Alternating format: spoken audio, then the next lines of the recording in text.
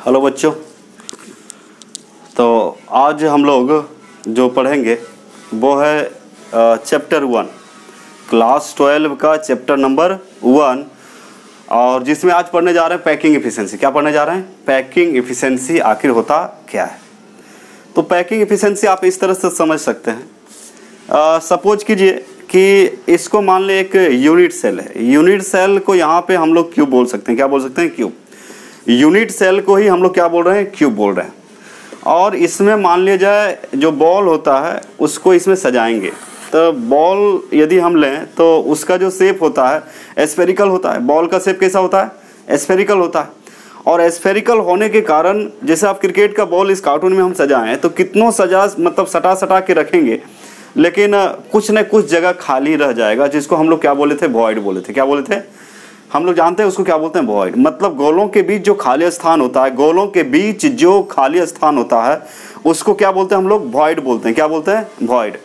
अब यहाँ पे देखिए इसमें क्या करेंगे हम लोग, बॉल को जब सजाएंगे तो बीच में कुछ न कुछ जगह खाली रह जाता है। फॉर एग्जाम्पल आप देख सकते हैं, जैसे मान ले जाए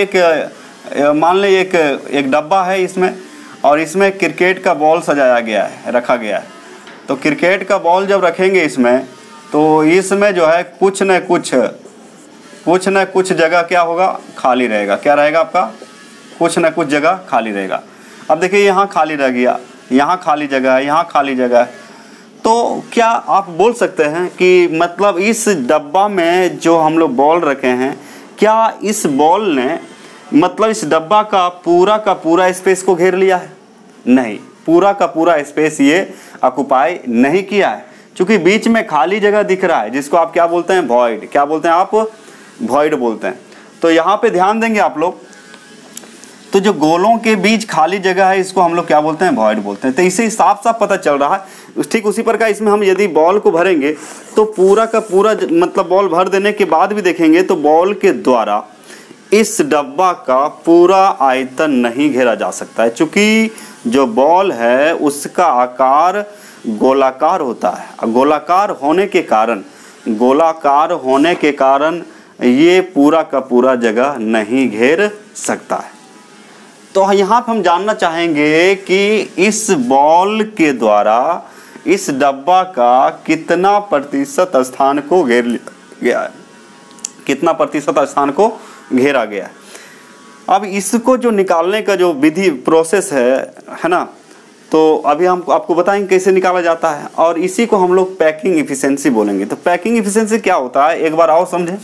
पैकिंग एफिशिएंसी क्या है? जैसे मान लीजिए आप एग्जाम देते हो तो उसमें 500 मार्क्स का फुल मार्क रहता है। टोटल मार्क कितना है आपका? 500 है, ठीक है। उसमें से आप कितना मार्क्स लाते हैं, जैसे परसेंटेज को निकालने बोलेगा तो टोटल मार्क्स कितना दिया गया आपका? टोटल मार्क्स है आपका 500। उसमें से आप मान लीजिए 300 नंबर लाएं। कितना लाएं? 300। तो आप क्या करते हैं? 300 नंबर को ऊपर रखते हैं और नीचे टोटल मार्क्स 500 रखते हैं, गुना 100 करते हैं, तो आपको परसेंटेज मिल जाता है कि कितना प्रतिशत आप नंबर ऑक्युपाई किए हैं। समझ में आ रहा है? तो कितना प्रतिशत नंबर आप लाएं ये आपको पता चल जाता है। समझ में आ रही है बात? ठीक उसी प्रकार कोई क्यूब है, उसमें हम गोला को रख रहे हैं, यानी कि एटम को सजा रहे हैं, तो एटम का जो आकार होता है वो भी स्फेरिकल होता है। तो अलग अलग संरचना, अलग अलग स्ट्रक्चर हम लोग देख चुके हैं, है ना। जैसे एफसीसी होता है, बीसीसी होता है, और एक प्रिमिटिव यूनिट सेल होता है, या उसको ईसीसी भी बोलते हैं। मतलब ये प्रिमिटिव, पीसीसी मतलब primitive unit cell, primitive unit cell, या सिंपल क्यूबिक बोलते हैं, सिंपल क्यूबिक सेल बोलते हैं, एससीसी, ठीक है। तो हम लोग यहाँ पे क्या निकालना है कि उसका पैकिंग एफिशिएंसी कैसे निकाला जाए। तो सबसे पहले आपको जानकारी होनी चाहिए पैकिंग एफिशिएंसी क्या होता है। पैकिंग एफिशिएंसी आखिर है क्या? पैकिंग एफिशिएंसी, इसको हम लोग शॉर्ट में पीई बोल सकते हैं। PE, packing efficiency. शॉर्ट में क्या बोलिएगा बच्चे? PE, packing efficiency. हिंदी में बोलते हैं संकुलन क्षमता। क्या बोलते हैं? संकुलन क्षमता। यदि आपसे पूछा जाए संकुलन क्षमता होता क्या है, तो आप लिख सकते हैं बच्चे, the percentage of total space, the percentage of total space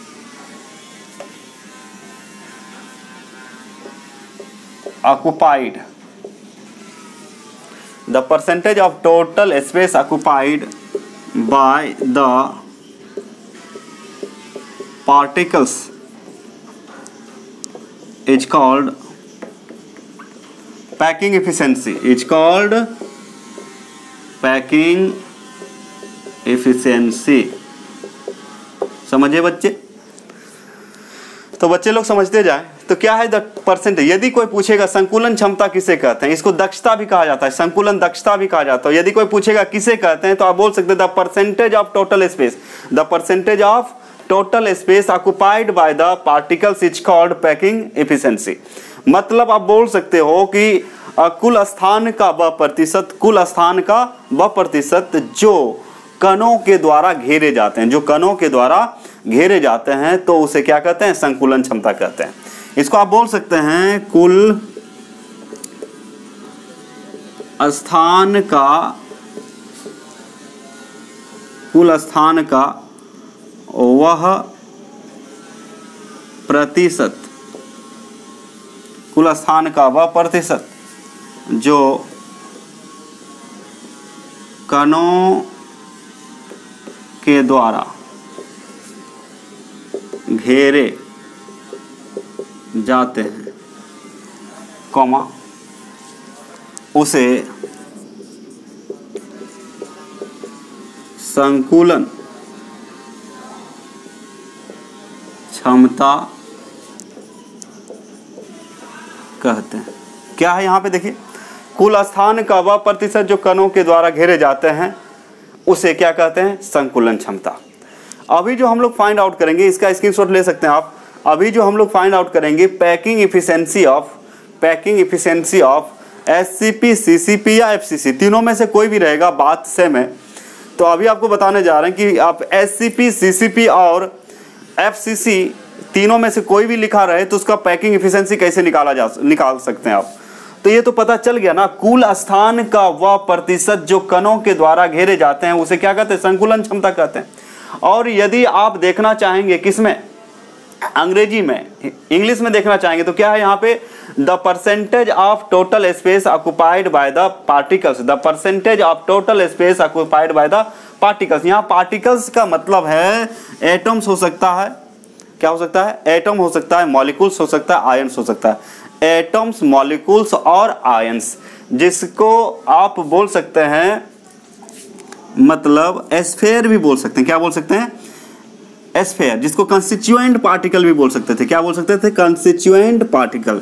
ऐसे भी लिखा जा सकता था the percentage of total space occupied by the constituent particle और पार्टिकल्स और एस्फेयर्स और आयंस और एटम्स और मॉलिक्यूल्स लिखा जा सकता है। Is called packing wave. सबका जो आकार होगा वो गोलाकार होगा। ठीक है, तो आप इसको क्या करें? स्क्रीनशॉट ले लें, आगे बताते हैं।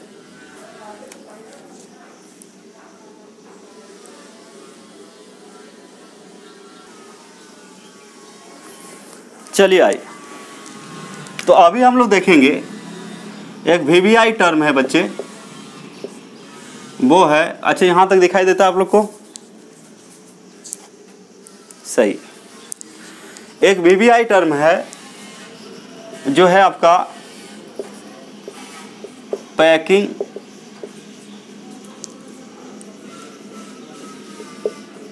एफिशिएंसी ऑफ एससीपी या सीसीपी या एफसीसी, ये तीनों में से जो भी रहेगा कोई दिक्कत नहीं।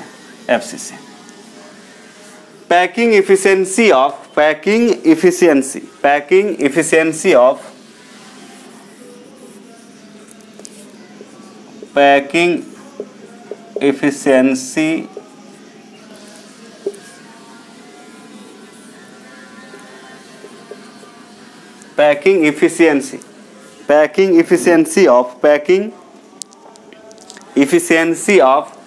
एससीपी, सीसीपी या एफसीसी, है ना?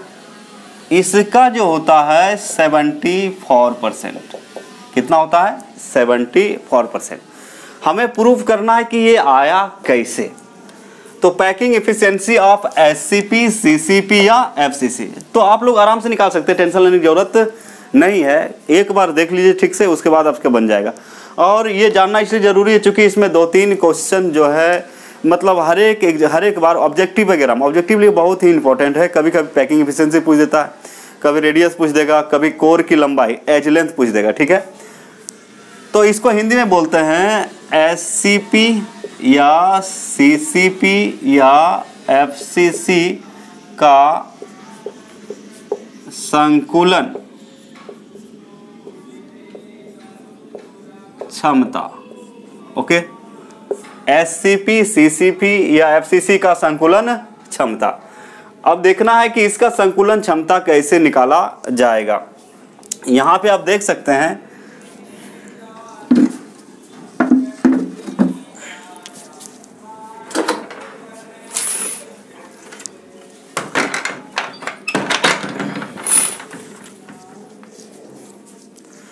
अब समझिए कैसे निकाला जाता है। तो देखिए एससीपी का मतलब होता है हेक्सागोनल क्लोज पैकिंग। एससीपी का मतलब क्या होता है बच्चे? Hexagonal close packing. ओके, क्या होता है बच्चे? एससीपी का मतलब होता है हेक्सागोनल क्लोज पैकिंग। और सीसीपी लिखा रहेगा तो cubic close packing, cubic close packing. और एफसीसी रहा तो फेस सेंटर्ड क्यूबिक या cubic unit cell, face centred cubic. तो याद रखेंगे, जिसको याद नहीं रहेगा उसका स्क्रीनशॉट ले लेंगे, ठीक है। तो एससीपी का मतलब क्या होता है? हेक्सागोनल क्लोज पैकिंग होता है। सीसीपी का मतलब होता है क्यूबिक क्लोज पैकिंग होता है। एफसीसी का मतलब होता है face centred cubic, face centred cubic. Hexagonal close packing का मतलब होता है षटकोणीय निविड संकुलन। और षटकोणीय क्लोज का मतलब निविड, निविड का मतलब सटा हुआ, पैकिंग मतलब संकुलन। क्यूबिक क्लोज पैकिंग मतलब होता है घनीय निविड संकुलन। फलक केंद्रित क्यूबिक, फलक केंद्रित क्यूबिक, ठीक है, ये होता है। तो चलिए इसका पैकिंग एफिशिएंसी 74 होता है। एग्जाम में पूछता है कि which of the following is the packing efficiency of FCC structure. तो कितना आता है? 74। लेकिन आपको ये जानकारी होनी चाहिए ये निकाला कैसे जाता है। तो चलिए हम लोग इसको निकाल के देखते हैं कैसे निकाला जाता है, वो देखिए। देखिए इसको निकालने के लिए क्या करते हैं हम लोग, साफ सुथरा शब्द में समझिए। यहाँ पे एक क्यूब बनाएंगे। क्या बनाएंगे बच्चे? क्यूब। थोड़ा बड़ा साइज देते हैं, दिखाई देगा आप लोग को। इतना बड़ा ठीक है ना?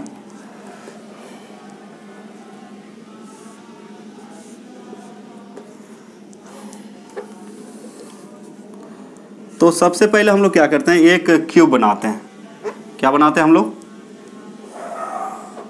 एक क्यूब बनाते हैं। चलिए बनाते हैं, आइए बनाते हैं। एक क्यूब बनाएंगे सबसे पहले।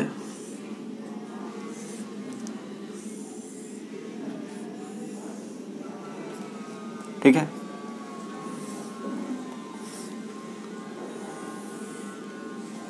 चलिए एक क्यूब बना रहे हैं। सबसे पहले क्या करेंगे, एक क्यूब बनाएंगे। यहाँ यूनिट सेल को हम लोग क्यूब बोलते हैं, तो इसको आप आराम से मिला देंगे। किससे? इससे मिला दे, इससे इसको मिला देंगे, इसको इससे मिला देंगे, इसको इससे मिला देंगे और इसको इससे मिला देंगे। मिला दिए। आपको पढ़ाए थे, आप पढ़ चुके होंगे कि कोई भी यूनिट सेल है यानी कि कोई भी क्यूब है, क्यूब में टोटल कॉर्नर कितने होते हैं? 8 होते हैं। क्यूब में कॉर्नर की संख्या कितना होता है बच्चे? 8 होता है। कितना होता है? 8।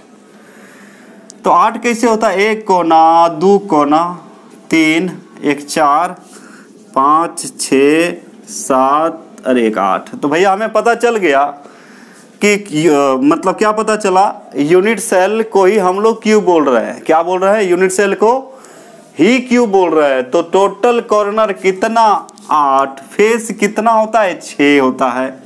तो हम इसका क्यों न नामकरण कर दें कॉर्नर का, तो इसका नाम ए रखेंगे तो ये बुड़बक का कितना होगा B, इसका हो जाएगा C, इसका हो जाएगा D, और इसका होगा E, इसका होगा F, और इसका होगा G, और इसका होगा H।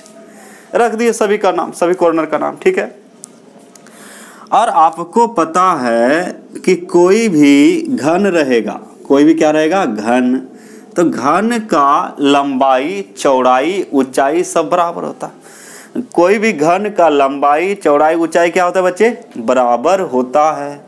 तो मान लिया जाए यहाँ से यहाँ का डिस्टेंस हम मान लिए कितना, यहाँ से यहाँ का डिस्टेंस यदि हम a मान लिए तो ये सब का सब क्या हो जाएगा a हो जाएगा। जैसे a भी a हो जाएगा, ये भी a हो जाएगा, ये बुड़बक a, ये सब का सब क्या हो जाएगा आपका a हो जाएगा। कितना हो जाएगा a। यदि एक को इसको इसी को बोलते हैं एज लेंथ, a को यहाँ क्या बोलते हैं एज लेंथ। एज लेंथ का मतलब या लेंथ ऑफ साइड भी कहा जाता है, लेंथ ऑफ साइड या एज लेंथ कहा जाता है। तो देखिए ये जो साइड है ना, ये साइड को हम लोग बोलते हैं कोर की लंबाई। क्या बोलते हैं कोर की लंबाई। और ये क्या ठहरा घन, और इसी घन को इस चैप्टर में क्या बोल रहा है यूनिट सेल। क्या बोल रहा है यूनिट सेल। समझ में आ रहा है। तो फेस सेंटर में बताया गया था, है ना, फेस सेंटर यूनिट सेल में बताया गया था कि कोई घन है और घन के कॉर्नर पोजीशन में तो परमाणु रहेगा, लेकिन कोनों के अतिरिक्त, यदि कोनों के अतिरिक्त परमाणु उसके फेस में भी प्रेजेंट हो, उसके फेस में भी प्रेजेंट हो, है ना, तो उसको हम लोग बोलते हैं the unit cell in which one constituent particle present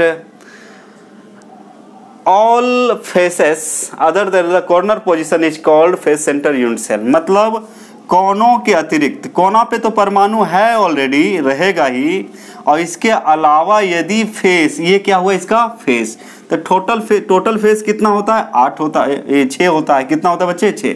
तो कोई एक फेस ले ले तो फेस यानी कि ये हो गया फेस। और फेस सेंटर का मतलब फेस के बीचों बीच, फेस के बीचों बीच। मान लिया जाए आपका इस फेस के बीचों बीच एक परमाणु है, ये वाला, इसके फेस के बीचों बीच कितना परमाणु रखा गया है, मान लिया जाए इस फेस में आपका एक परमाणु रखा गया है, एक परमाणु रखा है। तो इससे सीधा पता चलता है कि जब यहाँ और यहाँ पे तो क्लोज पैकिंग है, तो कहने का मतलब और परमाणु कहाँ पे है बच्चे, इस कॉर्नर पे भी परमाणु है, और कहाँ परमाणु है, इस कॉर्नर पे भी परमाणु है। बुझा रहा। तो कॉर्नर पे तो एटम रहता ही है, लेकिन कोनों के अतिरिक्त कहाँ पे रहता है, कोनों के अतिरिक्त रहता है आपका, कोनों के अतिरिक्त यदि आपका फेस के सेंटर में हो, कोनों के अतिरिक्त यदि फेस के सेंटर में हो परमाणु, तो इसको हम लोग बोलते हैं फेस सेंटर्ड, या फिर SCP बोल सकते हैं, या CC भी बोल सकते हैं, या FCC बोल सकते हैं। ये अब बन गया FCC, मतलब ये बन गया, क्या बन गया ये, इसको आप बोल सकते हैं कि ये जो स्ट्रक्चर है आप क्या है आपका FCC है। ठीक है। अब देखिए हमें जैसे आपको क्या बोले कि एग्जाम का परसेंटेज निकालना हो, तो एग्जाम में जितना मार्क्स आप लाए उसको ऊपर, टोटल मार्क्स को नीचे और गुना 100 करते हैं। अब यहाँ पे जो है इस यूनिट सेल के अंदर परमाणु को रखा जा रहा है, तो इस परमाणु के द्वारा कितना जगह घेरा जाएगा, इसको निकालने के लिए सबसे पहले ये जो घन है इसका क्या चाहिए, वॉल्यूम चाहिए। क्या चाहिए आपको, वॉल्यूम चाहिए।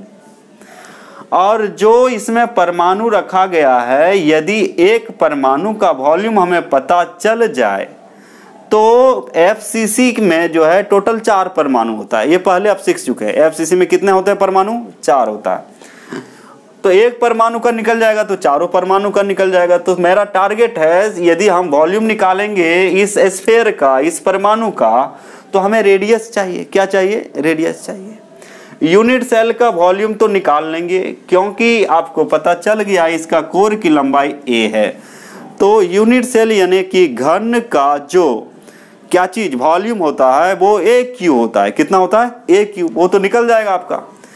अब समझिए, अब a को c से मिला दें। a को क्या करें हम लोग?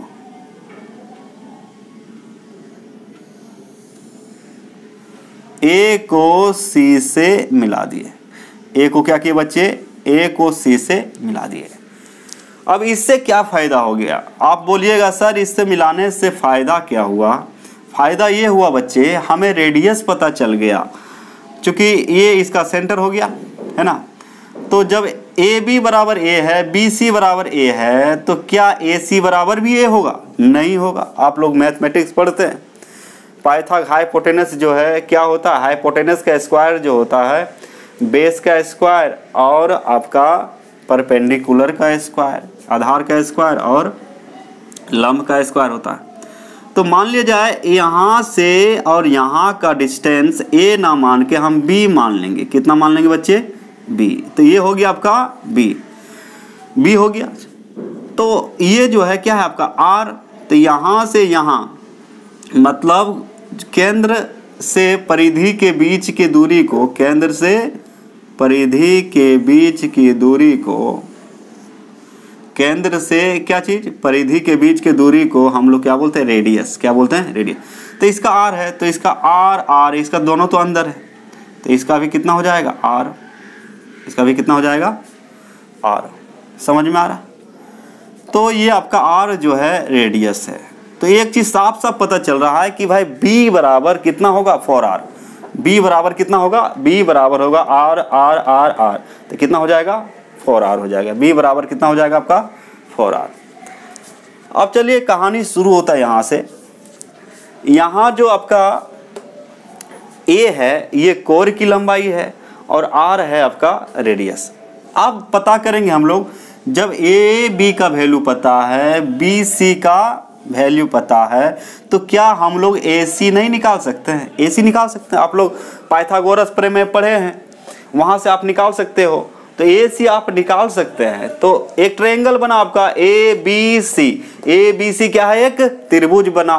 तो in triangle ABC, in triangle ABC।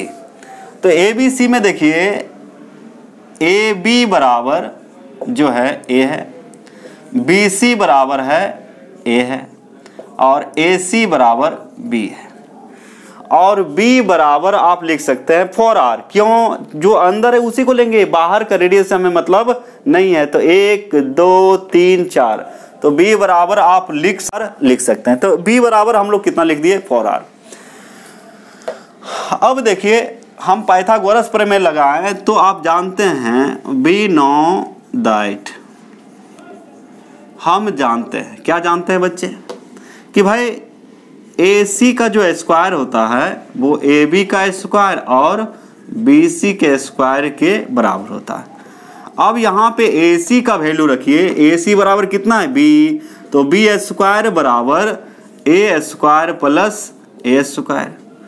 तो B स्क्वायर बराबर 2A का स्क्वायर। तो B बराबर आप लिख सकते हैं √2 और A का स्क्वायर, यानी कि आप लिख सकते हो B बराबर कितना? √2 और A। अब जब B बराबर कितना आ गया? B बराबर आ गया आपका √2A। तो आपको पता है B का वैल्यू कितना है जी? B का वैल्यू है 4R। तो B के जगह 4R लिख सकते हैं। B के जगह कितना लिख सकते हैं? B के जगह 4R आप लिख सकते हैं। तो देखिए क्या लिख सकते हैं? 4R बराबर कितना? √2 और A। तो R बराबर आप लिख सकते हो √2A और बटा 4। इसको और सिंपली, तो R का वैल्यू आपको पता चल गया, इसको और थोड़ा सिंप्लीफाई करें तो R बराबर आप लिख सकते हैं √2 और A और बटा √2 गुना 2। यह अर्थात आप लिख सकते हैं √2 को √2 से कैंसिल कर सकते हैं। आप बोलिएगा सर ऐसा क्यों किए? तो 4 को नहीं लिख सकते हैं, √2 गुना √2 2 हो जाएगा, √2 गुना 2 और गुना 2 कितना 4। तो बात एक ही है ना, √2 हो गया, 2 दूना 4। तो ये दोनों क्या है, सेम ही चीज है। तो इस फॉर्मूला में लाने के लिए सिंप्लीफाई किया गया, तो r बराबर आप लिख सकते हैं a/2√2। चलिए अब यही तो आपको याद करना है, इसको क्या रखना है, याद रखना है। तो कोई पूछेगा r बराबर क्या होता है, तो r बराबर तो मिल गया आपको। तो a बराबर यदि कोई पूछेगा a बराबर कितना, तो 2√2 और r, यही दोनों तो चाहिए था हमको, और यही दोनों को निकालने के लिए इतना काम यहाँ पे किया गया है। इसी दोनों को प्राप्त करने के लिए हम लोग इतना काम किए हैं। आ रहा है समझ में? ठीक है। अब देखिए इसको याद रखना है, यदि a का वैल्यू दिया रहेगा क्वेश्चन में, 2 मार्क्स में जब क्वेश्चन पूछता है तो a दिया रहेगा तो r निकालने बोलेगा, और यदि r रहेगा तो a निकालने बोलेगा। तो ये दोनों एक याद रखेंगे, दोनों याद हो गए, r बराबर a/2√2 या फिर a बराबर 2√2r। ठीक है। तो a यहाँ पे क्या है, a यहाँ पे है एज लेंथ, कोर की लंबाई। ये क्या है, कोर की लंबाई। और r क्या है, r तो रेडियस है, रेडियस का मतलब त्रिज्या, रेडियस का मतलब क्या हो गया, त्रिज्या हो गया। तो इस तरह से हम लोग क्या मिल गया, r मिल गया और a मिल गया, r और a मिल गया। जब r और a मिल गया तो a के सहायता से यूनिट सेल का वॉल्यूम निकाल लेंगे, और r के सहायता से जो इसमें एटम भरा गया है एटम का वॉल्यूम निकाल लेंगे, यानी कि एटम मतलब स्फीयर का वॉल्यूम निकाल लेंगे। फिर क्या करेंगे, पैकिंग एफिशिएंसी का जो सूत्र होता है कि वॉल्यूम ऑफ स्फीयर हो जाएगा, volume of sphere particles constituent particle लिख सकते हैं बटा वॉल्यूम ऑफ यूनिट सेल और गुना 100 करेंगे, मिल जाएगा। तो इसका क्या करें, आप लोग स्क्रीनशॉट ले लें। समझ में, उम्मीद करते हैं समझ में आ गया होगा। ठीक है, कुछ नहीं है, एक यूनिट सेल बनाना है, फेस सेंटर बोल रहा है तो फेस के बीच में एक एटम रखना है, बाकी तो कॉर्नर पे रहता ही है। एक ट्रायंगल बनेगा, ए बी का वैल्यू लिखेंगे, बी सी का लिखेंगे, ए सी को हम बी मान लिए, अब बी बराबर यहाँ कितना आ जाएगा 4r आ जाएगा। तो पाइथागोरस प्रमेय लगा दीजिएगा तो बी का वैल्यू पता चल जाएगा, तो बी का जगह कितना लिखेंगे 4r, तो ये वाला वैल्यू प्राप्त होगा। इसको थोड़ा सिंप्लीफाई करेंगे तो r का वैल्यू निकलेगा, r के सहायता से a निकल जाएगा। तो a हो गया एज लेंथ, कोर की लंबाई मतलब यूनिट सेल का, और r हो गया रेडियस यानी कि परमाणु का या फिर आयंस दिया रह सकता है। तो आप क्या करें बच्चे, इसको स्क्रीनशॉट ले लें ठीक से।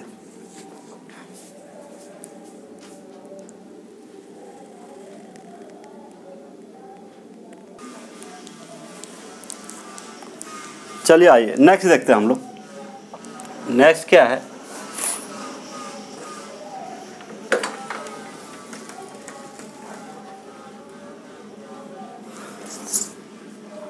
हमें ए पता चल गया था,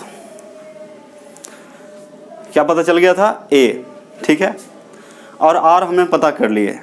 तो आप देखे थे आर बराबर आया था a/2√2, और फिर यदि a का वैल्यू हमें पूछे जाए, a का वैल्यू हमें यदि पूछे a बराबर कितना है, तो कितना आया था 2√2r। ये दोनों वैल्यू अभी निकाले थे हम लोग। ठीक है, किसके लिए, ये था आपका SCP रहे या CCP रहे या FCC के लिए। ठीक है, तो अभी हम वॉल्यूम के बारे में बात करेंगे। तो वॉल्यूम ऑफ यूनिट सेल देखेंगे, वॉल्यूम ऑफ यूनिट सेल। तो वॉल्यूम ऑफ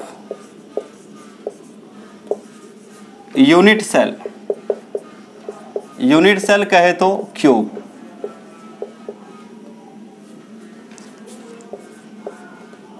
बराबर कितना हो जाएगा a क्यूब, कितना हो जाएगा, यानी कि इसका मतलब होता है एकक कोष्ठिका यानी कि घन का आयतन बराबर a क्यूब। ठीक है, तो घन का जो वॉल्यूम है वो पता चल गया कितना है a क्यूब। ठीक है, a क्यूब है ये हमें पता है, और a का वैल्यू हमें पता है, a का वैल्यू हमें पता है। तो यदि हम ए बराबर कितना लिखा हुआ है 2√2r, ठीक है। यदि हम इसको क्यूब कर दें तो यूनिट सेल का वॉल्यूम हो गया, तो इसको भी क्यूब करना पड़ेगा। तो ए क्यूब बराबर ए बराबर इतना है, तो ए क्यूब बराबर इसका भी क्यूब हो जाएगा। आ रहा है समझ में बात? अब यहाँ पे देखिए, तो ए क्यूब बराबर आप कितना लिख सकते हैं, अब इसको क्या कीजिएगा, 2 को 3 बार गुना कीजिए, 2 दूना 4 दूना 8 और गुना 2 गुना 2 गुना ऐसे लिखा जाएगा ना। तो ये यदि हम टोटल लिखें तो क्या क्या लिखाएगा, 2 गुना 2 इंटू 2 और इंटू √2 इंटू √2 इंटू √2। यदि बच्चा टाइप का करें तो आर क्यू, तो ये हो गया 8 और इसका वैल्यू कितना हो जाएगा 2, तो 8 दूना 16। तो यदि हम इसका डायरेक्ट लिखे तो कितना होगा बच्चे, 16√2 और इंटू आर क्यू। तो हमें एक चीज पता चल गया कि भाई जो यूनिट सेल है उसका वॉल्यूम इतना है। और numbers of atom, number of atoms, atoms कहे तो एस्फेयर्स, एस्फेयर का मतलब गोला, इन एफसीसी बराबर 4 होता है। ये पहले पढ़ चुके हैं। एफसीसी में परमाणुओं की संख्या कितना होता है, 4। एफसीसी में एटम की संख्या कितना होता है, 4। बीसीसी में 2 और सिंपल क्यूबिक यानी प्रिमिटिव यूनिट सेल में कितना होता है, 1 होता है। ये हमें पहले से पता है। तो नंबर ऑफ एटम्स यानी कि स्फीयर्स इन एफसीसी बराबर कितना हो गया आपका, 4 हो गया। यानी कि स्फीयर का मतलब क्या होता है, गोला, और एटम्स मतलब परमाणु। यानी कि एफसीसी में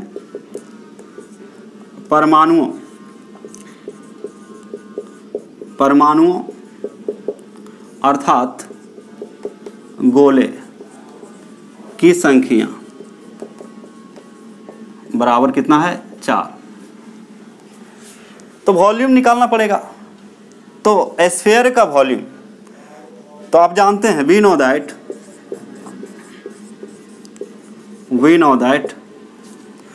वॉल्यूम ऑफ स्फीयर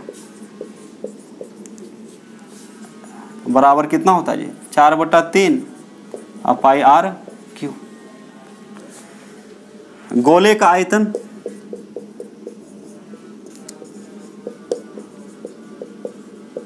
गोले का आयतन बराबर कितना होता है, आप लोग नीचे क्लास में पढ़ चुके हैं, 4/3 4/3 pi r cube, 4/3 pi r Q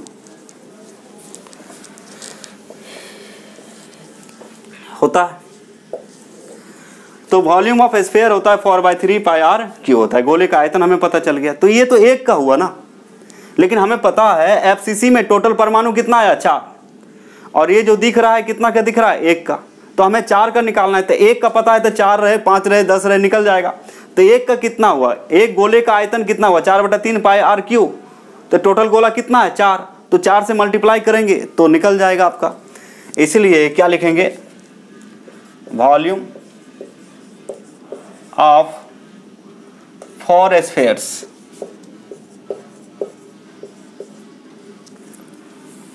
volume of 4 spheres बराबर क्या हो जाएगा, 4 गुना 4/3 पाई आर क्यू। नीचे लिख दूं, दिखाई दे रहा है कितना हो जाएगा, 4/4 इंटू 4/3 पाई आर क्यू। चूंकि 1 का तो हमें पता था, 1 का पता है 4/3 पाई आर क्यू होता है। लेकिन यहाँ पे आपको ध्यान देना पड़ेगा कि एफसीसी के केस में टोटल जो एटम्स होते हैं वो 4 निकाले थे। कितना निकाले थे, एफसीसी में टोटल 4 एटम्स होता है। याद रखना है, कभी कभी ऑब्जेक्टिव में दे देगा कि एफसीसी में एटम्स की संख्या इनमें से कौन है, तो 4। बीसीसी रहेगा तो उसमें 2, और यदि प्रिमिटिव यूनिट सेल रहेगा या सिंपल क्यूबिक रहेगा तो उसमें कितना होता है, 1 होता है। ध्यान में रखेंगे।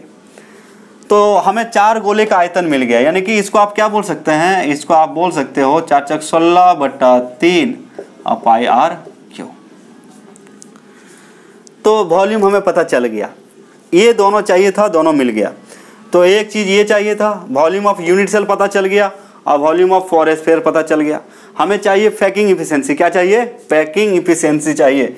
तो पैकिंग इफिशिएंसी निकालने के लिए आप देखिए यूनिट सेल में गोला को रख रहे हैं, यूनिट सेल में क्या रख रहे हैं, मतलब परमाणु को रख रहे हैं, तो परमाणु का आयतन ऊपर होगा और जिसमें रखा जा रहा है उसका तो आकार बड़ा होगा ना, तो यूनिट सेल का वॉल्यूम नीचे रहेगा और गुना कितना करेंगे 100।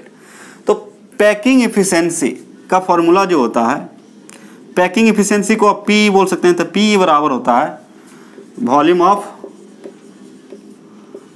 स्फीयर्स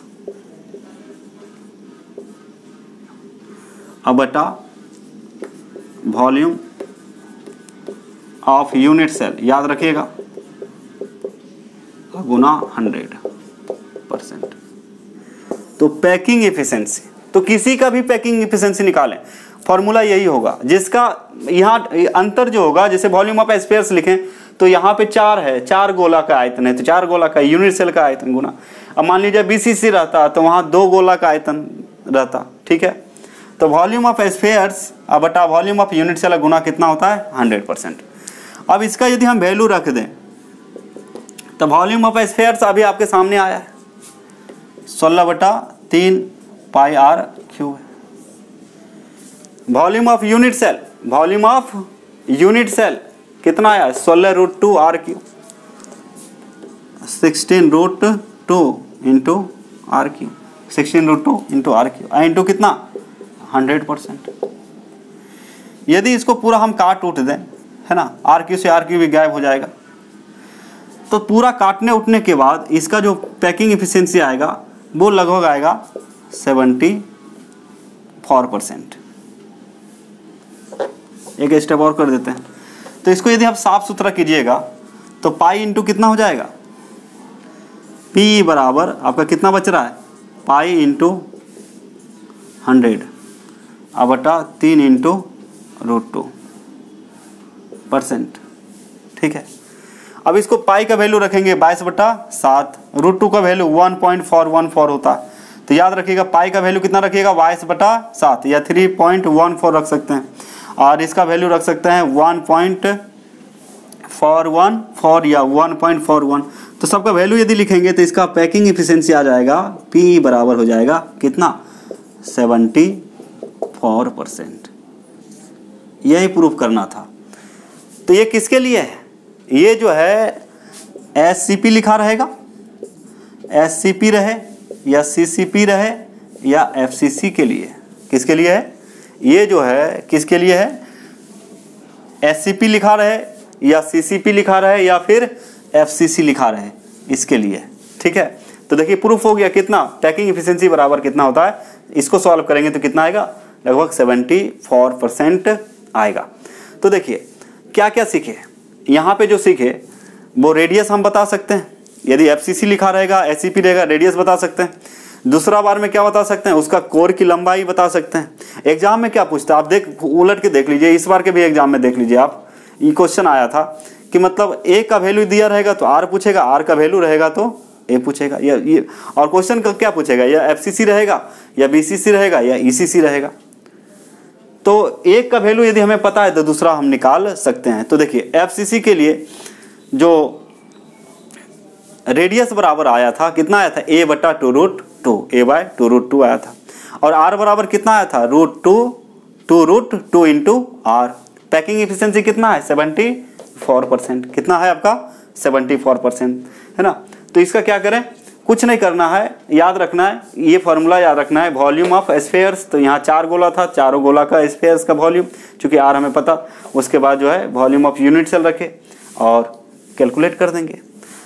चलिए इसको आप लोग को क्या करें, स्क्रीनशॉट लें, फिर आपको बताते हैं मतलब इसमें जो इम्पोर्टेंट बात है याद क्या रखना है। उसके बाद फिर percentage of free space in SCP FCC यदि पूछेगा तो कितना होता है वो देख लेते हैं, 26% आएगा। इसको क्या करें फटाफट अभी स्क्रीनशॉट लें।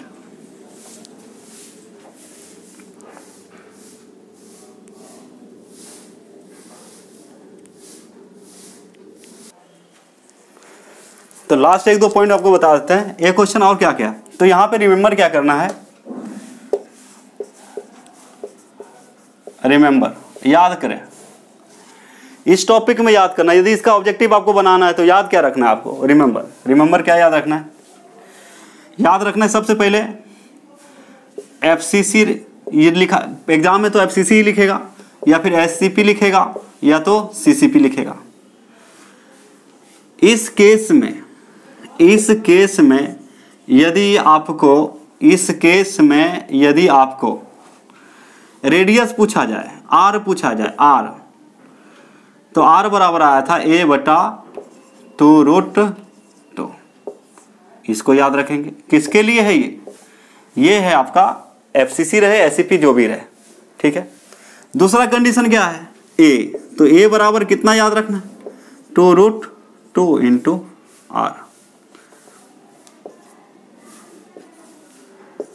दूसरा ये याद रखना है, इसका पैकिंग इफिशिएंसी कितना, 74%। नोट कर लेंगे लास्ट में, याद करने का तरीका FCC SCP या CCP रहेगा। R का वैल्यू इतना होता है, A का वैल्यू। एग्जाम में क्या रहता है, इस बार के भी एग्जाम में कोई एक क्वेश्चन आया था यहाँ से, तो A रहेगा तो R पूछेगा, R रहेगा तो A पूछेगा। अरे put the value get the answer, 2 number फालतू में आ जाता है, आराम से आ जाता है, बच्चा ध्यान ही नहीं देता है। तो इसका कंक्लूजन क्या निकला, ये 3 चीज तो है। इसके अलावा एक और जो पूछता है, percentage of free space in FCC बराबर कितना होगा। तो भाई 100 में कितना है, 74%। 100 में कितना घेरा है, 74% घेरा है, तो बचा कितना, तो 100 माइनस 74 करेंगे, यानी कि 100% और माइनस 74%। तो ऑब्वियस सी बात है, इसका हिंदी होता है FCC में रिक्त मतलब खाली, रिक्त का मतलब जी खाली स्थान का प्रतिशत, ये कितना आएगा, 26%। तो कितना हो जाएगा, 26%। कितना आएगा बच्चे, 26%। ये दिख रहा है ना, थोड़ा और छोटा लिख देते हैं। तो 100 और माइनस 74% बराबर 26%। तो कितना चीज याद रखना है, पहला चीज तो ये है आपका, दूसरा ये है, तीसरा ये है, चौथा ये है। पढ़ने का तरीका होता है, जैसे इतना चीज हम लोग पढ़े, इतना पढ़ने के बाद जो मेन कंक्लूजन है, जो एग्जाम के लिए है, एग्जाम के पॉइंट्स ऑफ व्यू से देखा जाए तो उतना हम लोग खोदा पहाड़ निकली चुहिया, मतलब उतना हम लोग मेहनत किए, तो ये सारे चीज प्राप्त हुआ। तो क्या क्या इन्फॉर्मेशन प्राप्त हुआ कि रेडियस हम बता सकते हैं, यदि FCC में एटम को रखा गया है तो उस केस में रेडियस कितना होगा, उसका यूनिट सेल जो है, यानी कि जो क्यूब है, उसका मतलब कोर की लंबाई, साइड कितना होगा, पैकिंग इफिशिएंसी, P मतलब पैकिंग इफिशिएंसी पता चल गया 74%। फिर एक चीज और क्या पता चल गया, खाली स्थान कितना रहेगा, तो 26। तो ये सब फिक्स वैल्यू है, ये सब फिक्स हैं, फिक्स्ड हैं, मतलब कभी चेंज नहीं होंगे। और जब कभी चेंज ही नहीं होगा तो याद रखना है आपको। तो एग्जाम के लिए यही इंपॉर्टेंट है, इसमें इस टॉपिक में यहीं से क्वेश्चन आएगा, जो भी आएगा, जो भी पूछा। हम तो ये नहीं बोल सकते कि यही आएगा, लेकिन जो सेट करता है उस पर डिपेंड करता है। तो हम लोग क्या सोचते हैं, नहीं सारे बोल दी, मतलब तो कोई भगवान नहीं हो रहा है। और एग्जाम में यदि ठीक ठाक नंबर लाना है आपको, तो जितने भी टॉपिक है ठीक से पढ़ना पड़ेगा, खोपड़ी में रखना पड़ेगा। एक सीमित में पढ़ के जाने से कोई फायदा नहीं होता है। तो जैसे मान लीजिए यहाँ पे आपको इतना चीज बता दिया गया, अब इसमें कभी रेडियस पूछ सकता है, कभी A पूछ सकता है, या कभी मतलब पैकिंग इफिशिएंसी पूछ सकता है कितना है, ऑब्जेक्टिव में पूछता है तो ये, कभी कभी ये भी ऑब्जेक्टिव में, लेकिन ये हमेशा 2 नंबर में रहता है। मान लीजिए R का वैल्यू दे दिया है, बोल देगा कि मान लीजिए एक अरेंजमेंट है FCC का, जिसमें जो है रेडियस जो है परमाणु का X है, Y है, जो भी है दे देगा। अब बोलेगा इसका जो है कोर की लंबाई बताओ। अरे भाई तो क्या दिक्कत है, रेडियस जब दिया हुआ है तो A नहीं निकल जाएगा, तो A बराबर कितना हो जाएगा, इतना हो जाएगा। तो इस तरह से क्वेश्चन आपका बन जाएगा, सबका सब, कोई भी दुनिया का क्वेश्चन आपका बन जाएगा, है ना। इसलिए ब्रॉडली पढ़ें, डीपली पढ़ें और टेंशन लेके ना पढ़ें। आपका आराम से नंबर उठा सकते हैं। तो ये एग्जाम के लिए अब देखिए उतना जो पढ़ाया गया था उसमें से सबसे ज़्यादा इंपॉर्टेंट जो है, जो हमें निकला निचोड़, यहीं से आपका क्वेश्चन बनते हैं। या तो खाली स्थान का परसेंटेज पूछे, या पैकिंग इफिशिएंसी पूछे, या कोर की लंबाई यानी कि एज लेंथ पूछे, या आर पूछे। इसका वैल्यू है तो ये पूछेगा, इसका वैल्यू, फार्मूला याद रखना है, put the value get the answer. ठीक है, तो आज हम लेक्चर यहीं समाप्त करते हैं। फिर नेक्स्ट आपको बताएंगे packing efficiency of BCC, body centred cubic. Body centre cubic का हम लोग पैकिंग इफिशिएंसी पढ़ेंगे। ठीक है, आप लोग ठीक है, ठीक से पढ़िए, कमेंट कीजिए यदि कोई दिक्कत है तो, और फिर मिलते हैं नेक्स्ट वीडियो में। और तब तक के लिए थैंक यू।